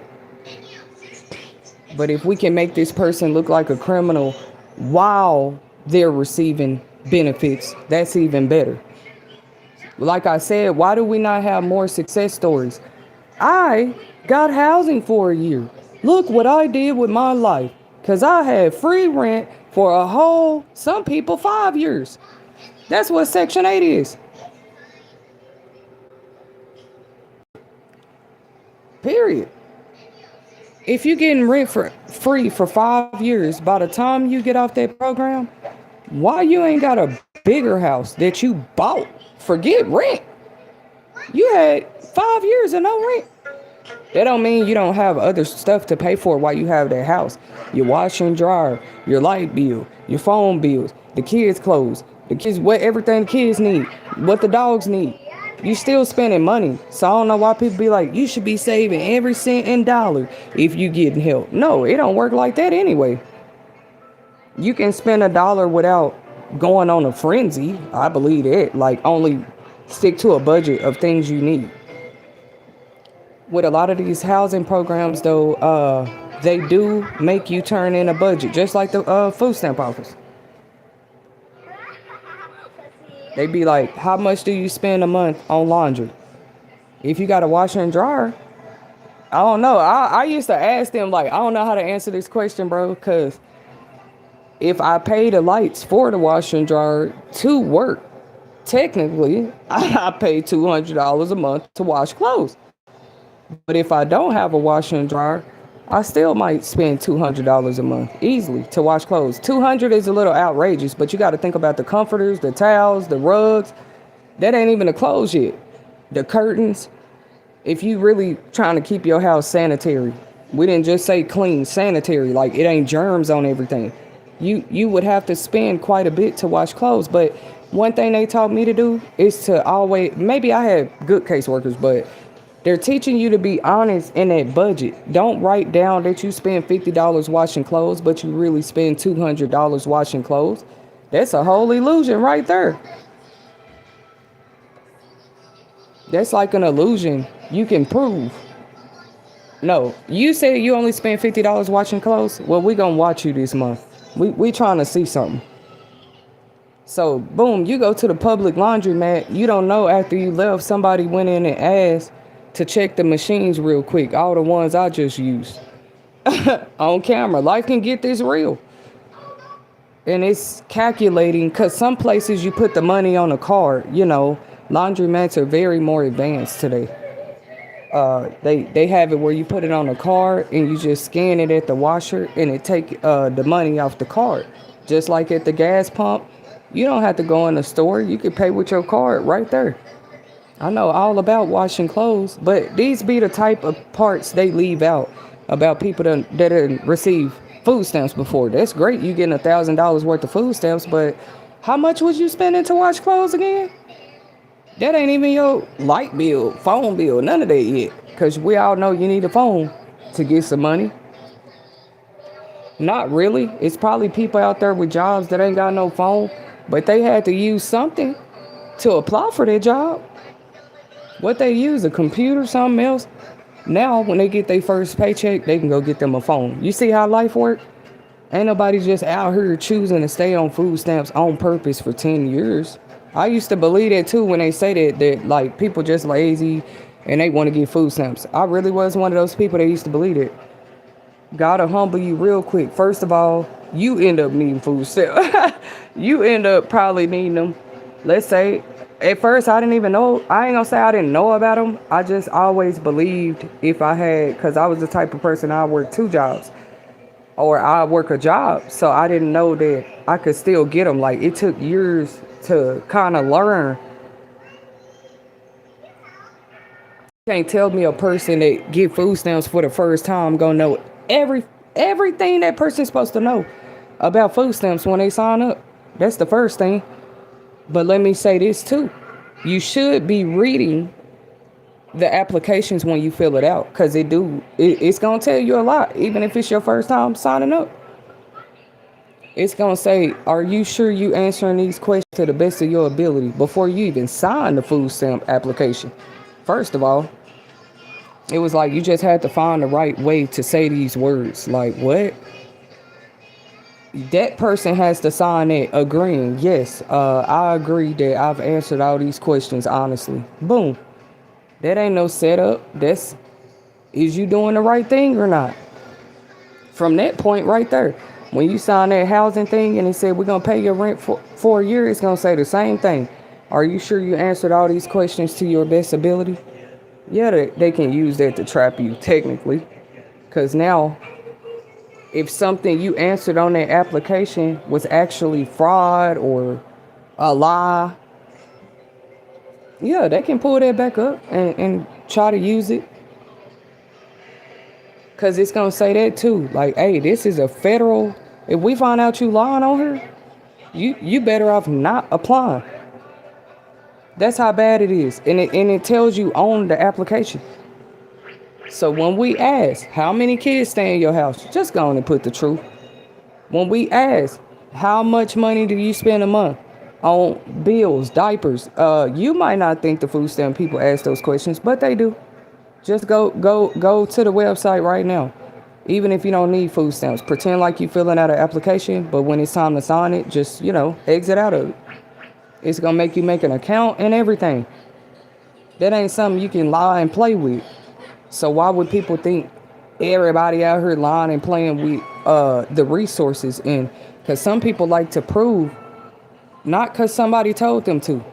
That's just how they is. Like, if you help me, I need to have some kind of proof that you helped me. If I call you and ask you for some gas money, you got a right to ask me what I need the gas money for. But some people you might have in your life, they don't care. They just like, you need gas here. But you have a right to ask a person. If they asking you for money, oh, I need this money to buy some sodas because I'm finna start selling sodas. At least you told the truth. They might say, use your food stamps and buy sodas and sell those. Oh, no, I'm scared to do that. They might say I'm using the they might say I'm using the food stamps to I'm abusing the help. So I'm going to ask you, family member. I'm going to ask you, friend. I'm going to ask you, neighbor. I'm going to ask my job. Can you give me some money so I can buy sodas to sell? Because if I use my food stamps to buy the sodas and then sell them, they might say I'm wrong. Hi. I was just saying the main goal should be for you to get off the program. Of course, you can use that time to bully a person and say whatever and be in a business. Why they getting it? Because you make them give you their business to get the... So they'll bring that up too. Well, this is a federal state program. You have to give us your business. I say, you're right. But nobody should be using my business against me. Clearly you in a struggle. You wouldn't approve my food stamp application. See, that's called abuse of power. But you want to bring up that I have to give you my business. Yeah, but we're not going to play with it. You just let them think they was doing it. So my main point, y'all, pay attention to what you are signing up for. Y'all think I don't know that? I've been just shook my head at home to myself. Like another life lesson learned, Lord. Even if I thought food stamps was helping me. Why your life ain't changed? Has it changed? It better be some proof of changes here and there. Did your health change because you were able to buy more cucumbers? Can you show doctor papers that at first your blood pressure was high? You got food stamps? Your heart is doing better. Your muscles have grown. Your eyesight got better. Why we don't see none of these stories? A person that... The older people you do, because like food stamps help them. You don't see an older person sitting around just eating Debbie snacks all day. They're going to be eating like a more balanced diet because their health is even more vital at an elderly age. They can't eat the rest of the stuff we do. So food stamps might help them. The other people, they really coming for us talking about stop buying snacks with food stamps. The older people ain't doing it. I know they ain't. And the people with babies, we understand why they do it. Little bitty infant babies. You just had a baby. You still need snacks. You're going to be eating like you're still pregnant, at least for the first 3 months. You can't just see a person with an infant baby buying snacks talking about she ain't feeding the snacks to the baby. They can't even eat snacks till they at least one. Am I tripping here? At one, you still gotta kind of crumble it up and everything and put it in their mouth. But by 2, 3, 4, 5 and all that, they so silly. Ask the fruit roll-up company. Kids love snacks. It's always been this way. They even give snacks at school, but I ain't gonna go there. I think they try to give healthy snacks. To my understanding, I ain't trying to make schools look bad. I seen they had these little baggies with carrots and celery in it, and they offer you ranch. That's still a snack, but most kids wouldn't think so. They weren't taught like, honey, this is a healthy snack. I'm so proud of my baby. I'm gonna brag on the babies more. I don't care. I ain't gotta say their name. She does at an early age consider healthy stuff snacks. I'd be like, you want a snack? And here lately, we'll do something like I was testing something. I'd chop up some cucumbers, and she'll call it a snack. Like we put them in a Ziploc bag, and she eat that. I'm trying to teach her like just a bag of chips or donuts. When we say snack, that's probably not a good habit. Like, here, honey, here's a Reese's. Eat this snack. Versus some carrots and some cucumbers. And it's teaching her. She teaching me like, oh, I love vegetables. I just was looking at my baby like, what happened to me? You're right, baby. These vegetable snacks is the way. They even got some veggie sticks. We buy those a lot now. And they have baked hot Cheetos. It's less fat. It's gonna tell you on the bag. People choose to buy. Trump is right. They choose to buy the fattest, sugary, and then their doctors are overwhelmed at work. They like, Trump, more people are coming in with heart failure. Trump like, you gotta be the food. Now, it's other things too. You know, people probably have drugs and stuff. Food is a big one though. Food is a big one, so we don't want to call them too crazy, but I say cut the snacks out. Don't cut the benefits off, right? Even if you got to do that. WIC used to put tags right there on the shelves. It's going to say WIC peanut butter, approved by WIC. They don't do that with food stamps. Anything in a store that's food, you can buy it. With WIC, they put a label. Y'all remember that? It's still like that. I'm telling y'all. It's going to say WIC. Like, you can get this cereal. If it don't have that WIC sticker right there, and WIC cereal, they're going to have at least 20 brands you can choose from. Raisin Bran, Cheerios. But, like, Lucky Charms ain't going to be on there. It's WIC. Their main goal is for you to eat healthy stuff. So that's an idea for Trump. Like, maybe put the tags on the stuff in the store. Make the stores do this. If they want to still receive food stamps as a form of payment. We reminding y'all for the 20th time, not every store take food stamps. It's crazy. Go to Shell. Go to Shell right now. I want y'all to do it. And pull out your food stamp card and think you finna buy a donut, a coffee, anything out of there with a food stamp card. So people points be pointless to me.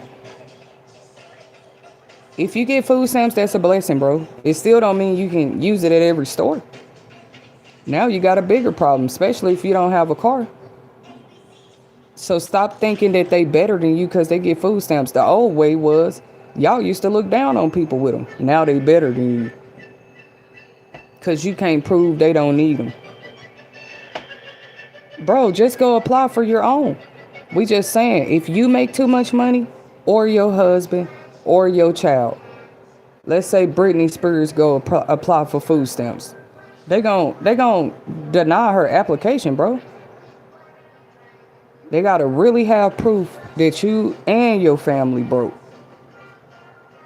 I shouldn't have said it like that. But see, celebrities can't go apply for food stamps because they make too much money. The people on the streets, some of them make a lot of money too because of what their careers are. If you make too much, not getting them. Okay, so let's say you make $10K a month, but you're homeless. See, the cases have been getting interesting. I think that's what it is, and they don't know what to do. Yeah, there's nurses out here sleeping in a car. Y'all seen this already on TikTok. Teachers sleeping in a car. Like, as much money as you make, that's what all the comments be saying. So now what? They can't get food stamps. They sleeping in a car. Even if she need them, take her food stamps when she get a house. Like, oh, you don't need these. You a teacher and you got a house. But what if a teacher's sleeping in a car? You gonna tell them they don't need? Okay, yeah, they can prove they make $10K a month, but they sleeping in a car. Now what?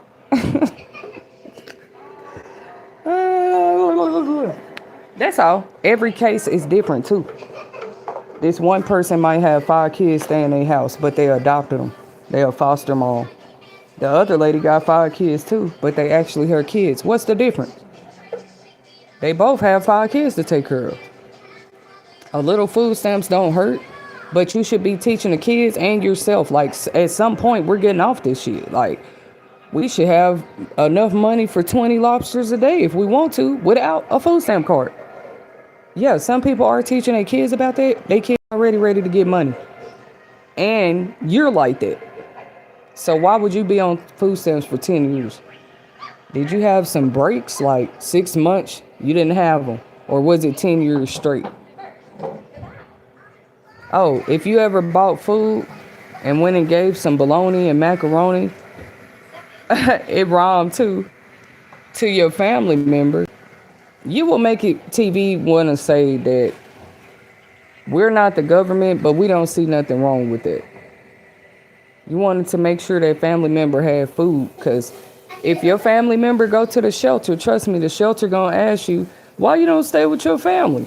So they gotta make this make sense, bro. But it's illegal to help your grandma with some food because it wasn't her food stamp card. If you go to the store and fill that whole basket up and take it to your grandma's house, who business is it? That's the first thing. Unless it's the food stamp people investigating. Anybody else, that's stupid, bro. They need to learn to help their grandmothers. These people take care of all these people while they little, but they get old, and them same people like, F you. I always did think it was crazy, though. Any family I feel like that's going on in, and it's a lot of families on this earth. Like, who's still checking on abuelo, abuela, grandma, grandpa? Are they okay? The elders of all the families. You gonna make that old person take care of all of y'all forever? Till they die, huh? You don't say, man, mom, dad, and cousin them is old now. Let me help them. Is that your responsibility? No. But if you are a person out there and you have helped contribute whole FOOD to people, however you did it, you will make it. TV loves you. We're sure God does too. That's crazy. Everybody got to eat somehow every day. And what's crazy, all the people that eat every day, there's always one person a day that didn't. When you ate that egg sandwich this morning, somebody didn't eat it all. And that's going to be every day. But people want to argue about they want to argue about food stamps getting cut off. Talking about they need to be cut off. Y'all wrong for that. No, what y'all need to do is share more stories. The times that it was on. You can cut it off now all you want to. When it was on, what we usually call history. How was this helping people? Oh, it put food in their kitchen. And what else? That's all it needed to do. It put food in their belly. Okay. So this person should have been able to get a job. That just... This topic is funny, bro. That person should have been able to get a job and take lunch to work. They got food stamps for how long? Thank you, Pooh. The caseworker knew their situation. They got to turn their business in every 6 months. Anyways, I'm encouraging people. Get off of food stamps. Now, I said working 3 jobs is okay. But maybe you can work 2 from home and have 1 job. Whatever it takes. They want people to be scared to walk away. They shouldn't have to cut it off. The people should be saying, F your food stamps. We're going to help ourselves. Seriously. I mean, that would be a beautiful day.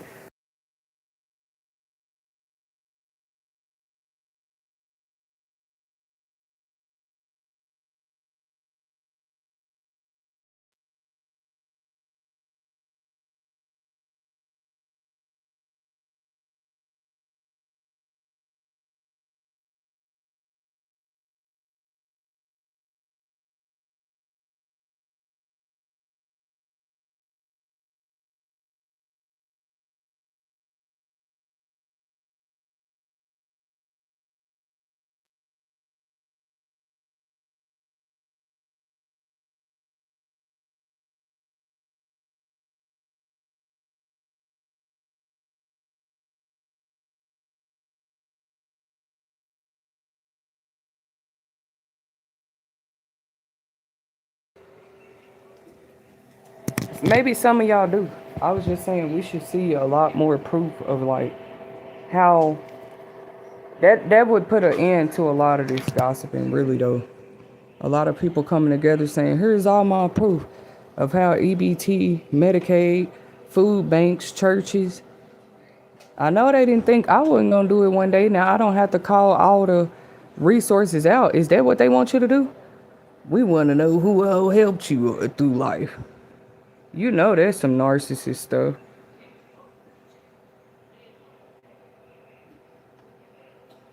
That's crazy, right, yo? You want to know every program. I already sense it was something funny to it, but you want to know every program, not just this year, not just last year, every program that ever helped a person's life. It's probably not a bad thing.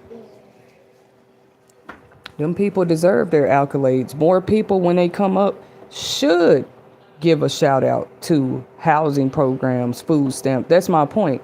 Things that help them to get to where they got. Not just looking at that with one person's life. What? Of course you didn't talk about them. You probably did when they was doing whatever they had to do to come up. But we don't put enough time into investing in the stories of what were the resources that helped the person. You feel me? You shouldn't be trying to look up their information for negative reasons, because help is called help, depending on where you got it from.